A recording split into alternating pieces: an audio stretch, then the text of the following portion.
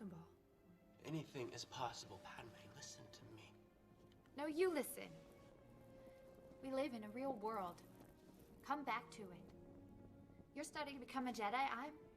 I'm a senator. If you follow your thoughts through to conclusion, it'll take us to a place we cannot go, regardless of the way we feel about each other. Then you do feel something. I will not let you give up your future for me. You are asking me to be rational. That is something I know I cannot do. Believe me, I wish that I could just wish away my feelings, but I can't. Hey everyone, welcome back to another exciting episode of Journey with PKD. I hope this message finds you well wherever you are in and on your journey. And we're going to dive right into this week's topic, which is about emotions and the journey. We've touched on the mind a little bit with meditation, the body, how those two go together. And now we're going to go into emotions, and we will connect them all together as well in later episodes. But I thought it would be fun to dive into emotions and just kind of treat them as their own separate subject for now, because they are such an important part of our experiences along the adventures of life. And there are two main practical takeaways that I'd like to offer for you to remember on your quests wherever you are. And those two takeaways are essentially that emotions have their own intelligence and consciousness to them. It's the first takeaway we'll dive into. And secondly, that they need a context. Just like your body needs a context and your meditation needs a context, your emotions need a context. So diving into the first one, our emotions are this incredible gift, or is an incredible gift that we have, which I believe is divine. Our emotions are like current through a wire of electricity. It's a good way to think about it. It fills our vessels, our bodies. If our bodies are wires, the emotions is this energy that can flow through them and can be very, very powerful in how we use this, say, electricity, or very destructive at the same time.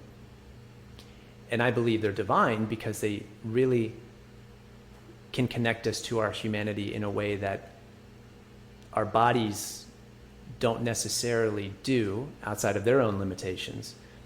But because we have such a tapestry that we're aware of more often than not when it comes to our emotions, because we're aware of the good and the bad and everything in between from such a young, early age, that it's really is, when you're aware of your nature and how far it can go on either extreme, the good and the bad, we can quickly see our flawed nature and our mistakes and how we feel about certain things, which can be very humbling when we really reflect on that fact that we are limited beings that have these incredible experiences, from guilt and shame and to everything that you can feel, tremendous love and the different types of love, as C.S. Lewis had mentioned in our previous topics that we covered. So there's this huge amount to draw from when it comes to our emotions, and they are alive and have their own consciousness, which I think is an important way to look at it. Just like our intelligence, our thoughts can have a consciousness of their own. I think it's important to remember that our emotions can too, which kind of gives you a territory or a boundary or a way to think about them so that they don't become bigger than they are. They are a connecting point we have with reality, just like our body has and just like our thoughts do. But our emotions kind of bring us that extra dimensional quality that give things that feeling and an intangibility. There's obviously much to be said about emotions and distinctions between layers of intuition and feeling and instinct. There's all these nuances, but in the overall, it's a wonderful part of our way we interpret the world around us, this feedback we get from the system, the matrix itself that we live in.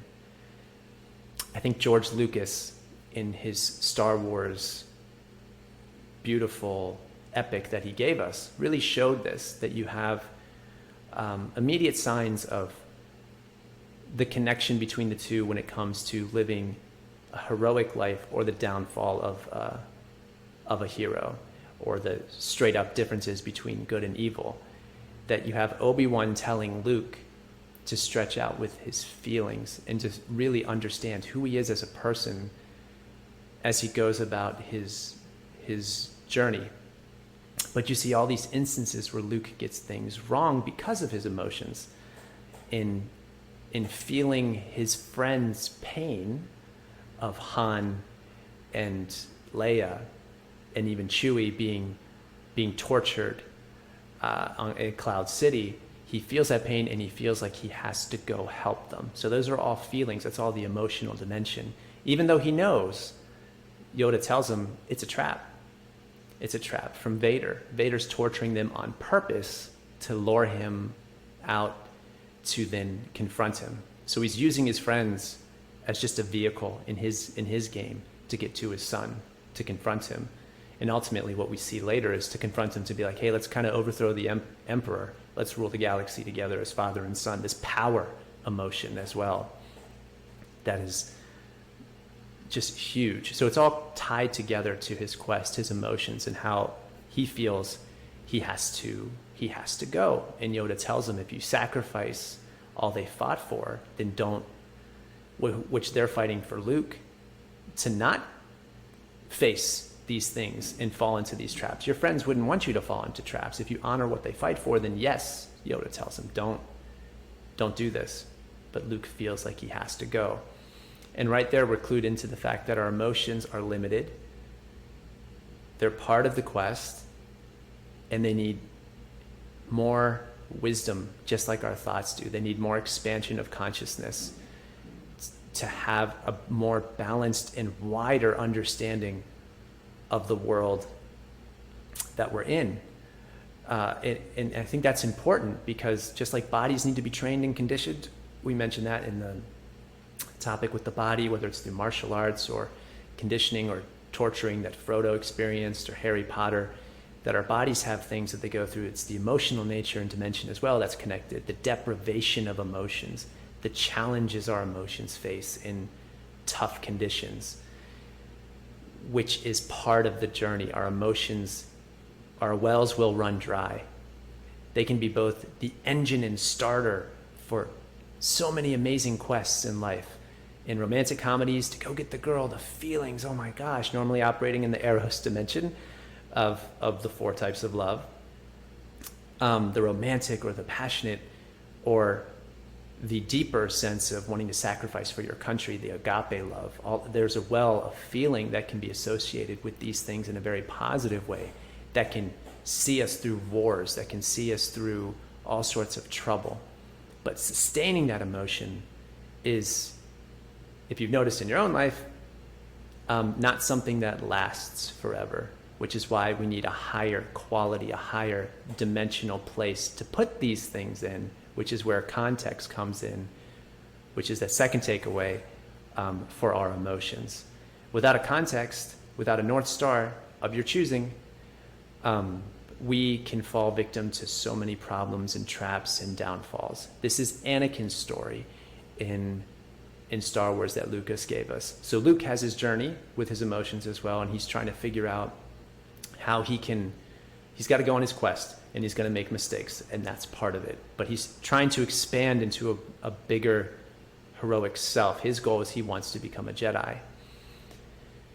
Does he have what it takes? Those are the questions. Will he be tempted off? Those are questions as well.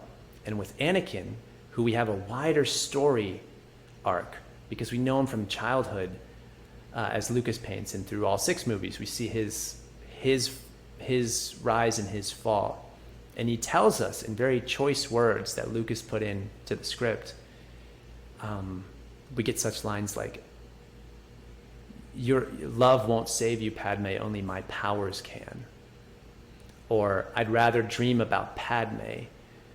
Just thinking about her is intoxicating." That very choice word, intoxicating. And you see him not be able to, what do you want me to do? Wish away my feelings, things like that. I can't do that. You see him, even though Yoda's telling him, you have to. It's part of the Jedi way. You have to put that under control. He can't. And it's very tied, very so much tied into his journey and what he has to go through and his ultimate tragic fall. And if you remember anything from Shakespeare, this above all to thy known self be true, that is a huge part of all these various dimensional parts of ourselves, our minds, our bodies, our emotions, our souls, our spirits, these different parts to ourselves. They very much so need guidance. Anakin needs guidance. He needs more than that as well, because he's in a tricky predicament, being prophetically chosen, etc. All these other variables are tied into his journey to bring balance to the Force. But he needs a North Star that's one worth a true good ideal. And if you don't have a North Star, I keep mentioning this, that's okay. There's a journey to even finding your North Star and growing in it and seeing that expand and that widen as you grow into more maturity throughout life, because the hero's quest, again, is never over. And so it's part of the ride. Emotions are part of it. They can signal to us, give us information. They give us this feedback from what we're doing along our adventure. They can be the impetus and thing for starting things. Rocky is a great example of this. When Adrian is in the hospital, many people forget that Rocky, which is a great boxing movie, is actually a love story, more so I would say, with boxing in it. And you have various levels that it's working on. But he sacrifices and won't really go into the ring at a certain point when he says, no, I need the emotional support from Adrian, from my wife. I'm not going to be focused. I can't do this in my training. I can't even follow through without her support, my wife's support. It's no longer just about me and I'm just solo doing it and I'll take the punches and then, to heck with the consequences of if somebody feels like this is not the right thing to do. He's trying to integrate his dreams and his vision, but with his wife and with her in the hospital. She tells him, win. And that's when the training montage begins, and then off he goes, and he's got the connecting force, the emotional support and drive to go to higher heights. And eventually when he's at a high height, he feels fear, and Adrian is the one who tells him, well, you are human, aren't you? We all feel fear, which brings me back to that idea again, that it's our humanity, our emotions really do connect us to the various parts of ourselves in a way that its consciousness is designed for, as a gift to us, to realize where we fall short, go way too far in a certain direction, and how we need to be pulled back and find ultimately love, which is that which can bring all these various things together, which is, again, so beautifully displayed in Rocky. In Star Trek V, this is a great example. You have this Spock's brother, Sybok, is a guy who's on a quest to go find God, and he's trying to take away everybody's emotional pain by having them face it and embrace it. And he does this wonder on McCoy, and he's telling him about how you need to face this and let it go, and then your pain will be gone. There'll be no pain anymore. He tries this, and it's somewhat successful, and he tries it on Spock, showing him those very key moments that maybe he felt shame or carried a lot of baggage. For him, it was being too human. He's half human, but his own father, did he ever live up to that? And Kirk is like, no, I don't want any part of this. We know this can't be wished away with some wand. I need my pain. It's such a great line when he says, I need my pain, because he's essentially saying it's what makes us, it's what drives us. It needs the proper context, not to be stuck in your pain. He's not saying I need to be stuck in it, but he understands it's who we are, and to get rid of that in a way is to become no longer human, robotic. And there are efforts like that today that exist that are trying to not see our emotional nature as something that's very important, that can be very affirming, that can be signals even to our journeys. We need this feedback mechanism. We need to be able to fail, fall, feel pain, mess up, have heartbreak, try something, crunch inward. Last week I talked about shedding and expanding in a star, and how it sheds layers and expands. But in the core of the star is the implosion. The gravity is imploding the star, and then there's the explosion of the outer layers. It's kind of like we need to have that as well, the implosion. We need to have the mess ups, and we need to feel them fully. And that's a heroic thing to do, because any change, any expansion of yourself means you're stepping into the unknown, means you're stepping into fear, means you're stepping into a wider version of yourself. And then you're taking the different parts of your whole adventure, and you're trying to understand them, and your emotions are trying to do that too. Not just your thoughts, not just your body going under training and conditioning, but your emotions are going through them. They may be stagnated from trauma and past pains, really, where they're blocked, and you can't even access sometimes certain emotions because there's so much anguish and fear, and even from a psychotherapy perspective, potentially shoved into the unconscious in a way that can't even be accessed, because if you did, you might not even be able to handle them. This is why it's important to remember it's like electricity, it's like a current, it's part of our system, but it can be like even water running through a hose. It can be cut off or pinched, cinched at certain places and not flowing correctly. So when we expand into a larger heroic self, that part is also going to be unkinked, if you will. We're going to grow in our emotional nature. Our hearts are going to expand. Our love is even going to expand. We will truly be expanding as beings. So that's why I think it's a very divine gift, the good and the bad in a lot of ways, because these are signals directly connected to our humanity, because this is where we have such a tapestry to pull from, and we can experience so much anger, and which can lead to wrath, and lust, which can lead to all sorts of bad actions, infidelity, etc. We can be pulled off from our instincts of wanting to procreate or something like that, and we can do that in a good way, and we can certainly fall off. And in Anakin's case, the love in the Eros dimension, and then his want to try to stop someone from dying, is something that emotionally he could not handle. He couldn't let that go, and Yoda told him, you have to. In a similar way, when Yoda told Luke, you have to face your father. You're going to have to do something you're not ready for. You don't want to do, but you have to if you want to attain and truly be a Jedi. If you want to finish that adventure and quest, which is symbolic to all of us, of if you want that thing, this is the fire and trials you're going to have to go through, and they'll manifest themselves very specifically and tailor-made for your journey and experience. So I hope that helps. Remember that emotions have a consciousness and aliveness and intelligence all in and of themselves. They need a context so that we don't fall victim to the traps where, especially in this Lenten season, we're reminded of our sinful nature and how we can be tricked, and how we can go to excess in so many different ways, and how we need to curb that.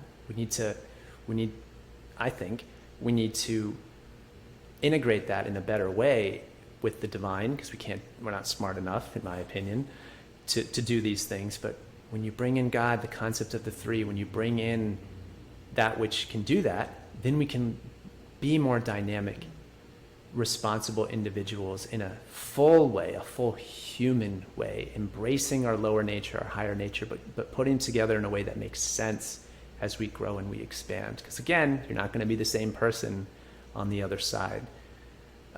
Anakin or Luke, you're not going to be the same person, but there's always that chance to come back to your truest nature through all of these tests and trials.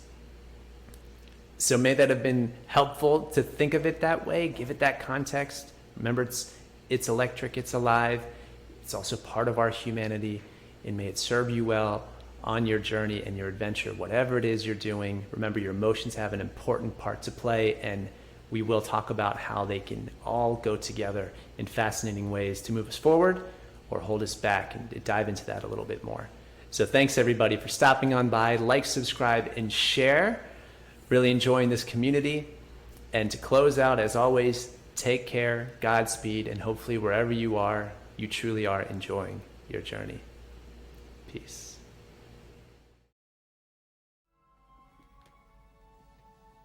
What have you done to my friends? I've done nothing. This is who they are. Didn't you know that? No, I didn't. Now learn something about yourself. No, I refuse. Jim, try to be open about this. About what? That I've made the wrong choices in my life? That I turned left when I should have turned right? I know what my weaknesses are. I don't need Psylocke to take me on a tour of them. If you'd just unbend and all. And be brainwashed by this con man? I was wrong. This con man took away my pain. Damn it, Bones, you're a doctor. You know that pain and guilt can't be taken away with the wave of a magic wand. They're the things we carry with us, the things that make us who we are. If we lose them, we lose ourselves. I don't want my pain taken away. I need my pain.